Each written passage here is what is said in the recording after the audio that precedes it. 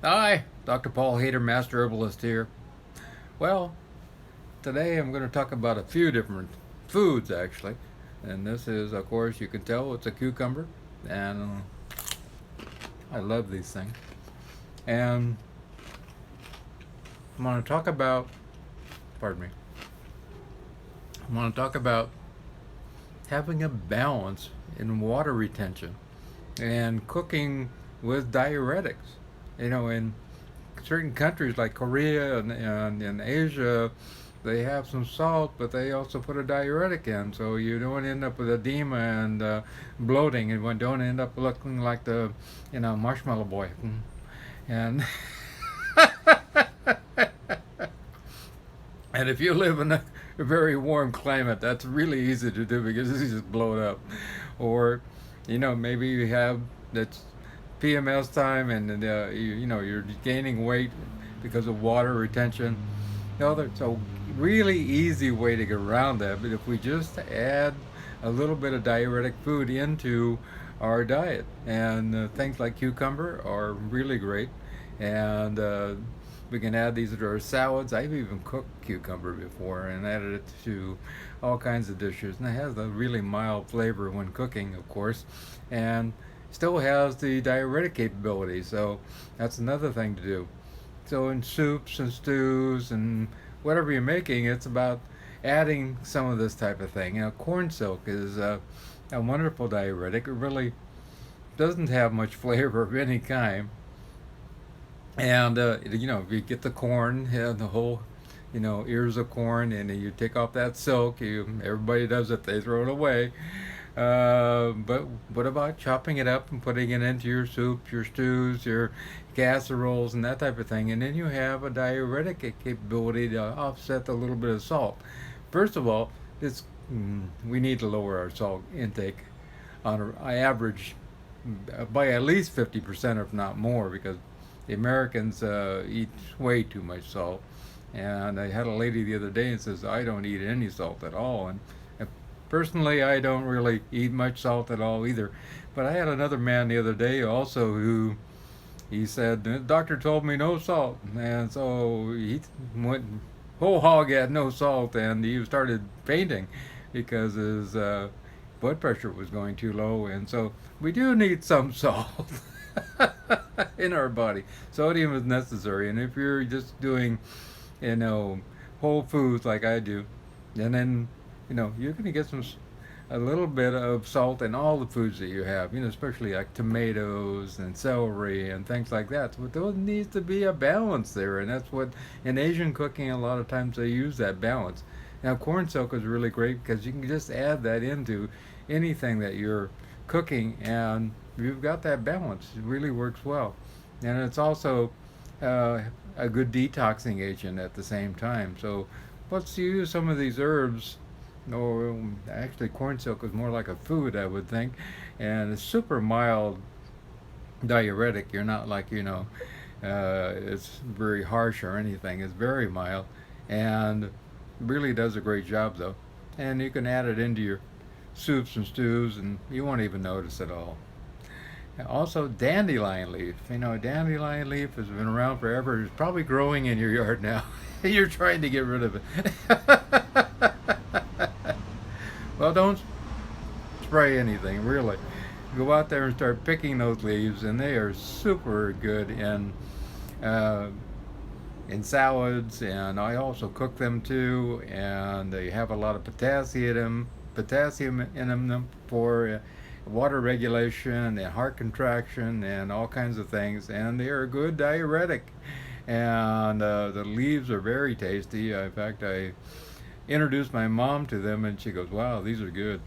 And she's 83, so she never knew how tasty they were.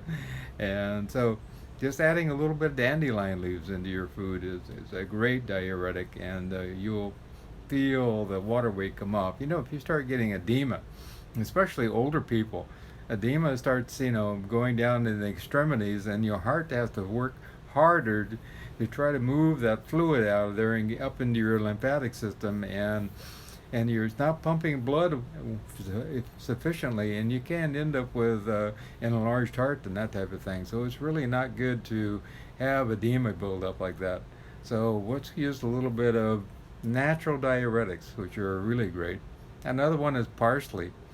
Parsley is one of my favorite things. I mean, also it's a wonderful anti-inflammatory, and if you have aches and pains, just taking a big handful of parsley, putting it into a blender, 4 or 5 ice cubes, a little bit of honey or stevia, and a cup and a half of water, and blend that up and drink it. And I tell you right now, the rest of the day, you're not going to have any aches or pains.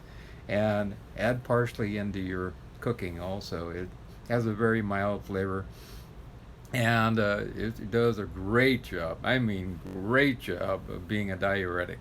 And we need to balance that out. We've had so many people who have way too much water retention going on. And I think it's a super way to go. And also get organic, of course. Don't want all those pesticides and herbicides in your food. That's not good. Also, meadowsweet, which is another green, and it also is very good for the intestinal lining and the mucosa of the stomach, and soothing for that. And also, it can be eaten raw and put it in salads, and it can be cooked, and you can get it dried also in capsules in meadowsweet, and it's really good for the digestive system. And there's another thing you can add into your cooking. It's a very light tasting green that you can add, and you probably find it around your house in certain areas of the United States and around the world also. Chickweed. Now, chickweed is a kind of a succulent looking plant and has little tiny leaves on it, and it has a texture like aloe to it, and it's kind of that on the inside, but it can really be nice to cut up and chop up and put into your salads and that type of thing, and it's a good diuretic, really great. And I think it's really something that we need to use more often, and it has a lot of potassium and for water regulation, of course, and iron for anemia and calcium, and it's great for cooking, and I think more people should use it. It's kind of one of the foods that's out there that people don't recognize as a food, and it is a wonderful food. Stinging nettle. You know, I know in the Midwest and the South and even the East Coast, even on the West Coast, across the United States, actually, if you ever brushed up against stinging nettle, you know it. And it is a great diuretic, and to wear gloves, collect it, you know, cook it, and then it doesn't have any stinging capability, and then it's a great diuretic and has a great flavor. I kind of reminds me of mustard in a way, not exactly, but similar to that, and it helps with gas and acid reflux, and also helps with allergies, and it's an anti-inflammatory, and it's a green that helps balance the body in general, and so I highly recommend stinging nettle. Yeah, and if you have it around, stay away from it unless you're wearing the right attire. But at the same time, don't stay away from it because you need to pick it and cook it because it's really wonderful. And I think it's something that's underutilized, and a lot of people should cook it more and add it to their diet. Also, go-to cola. It has little oblong leaves, and that grows around the United States and around the world also. And that is a great for giving you energy and increasing circulation, and it also helps to move more blood flow into all the body, and helps with inflammation.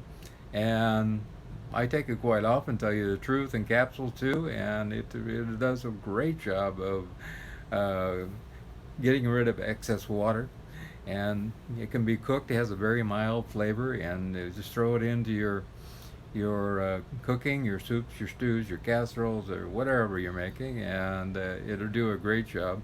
And so there's another way to balance your water going into your body, and if you can do it with food, that is the best way to do it. because, you know, start growing some of these things in pots. I mean, almost all of them grow in pots, and they're really great in that way. Buchu is another green which you can grows in certain places in the world, and you can get it in capsules also. And it can be used in culinary dishes, and people use it on all kinds of different meals. And it has a minty flavor. And if you ever had a love mint, and maybe you have your mint julep going on. uh, if you have a particular dish that needs mint, we have mint that grows, in on the island here, and we use it quite often, all the time, in fact. So, as another way to add a little more of a diuretic into your diet, and just making a way of just blending that up and drinking it. It's great. Also, celery seed. Celery seed is a beta blocker also, so a natural beta blocker, which helps to lower blood pressure. But at the same time, it's very tasty, and people use it in culinary dishes around the world. And I think you can buy it at the grocery store. I mean, it comes in little containers, and you use it all the time. And that's another thing that you can put into your dishes and really help to regulate water. I think that's important, and keep the water regulation in balance. Good old asparagus. Asparagus is amazing. It's one of the best all around diuretics, natural diuretics there is. And I think that's something that is really great in stir fries and soups and salads and stews, and it gets rid of excess water, and it has all kinds of nutrients in it.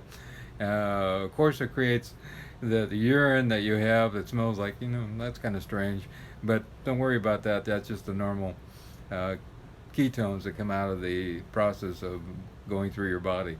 But it is great. Asparagus is great for keeping water regulation in check. So there are a few, and there's a lot more. I mean, I'm just covering a few here because we could go on forever.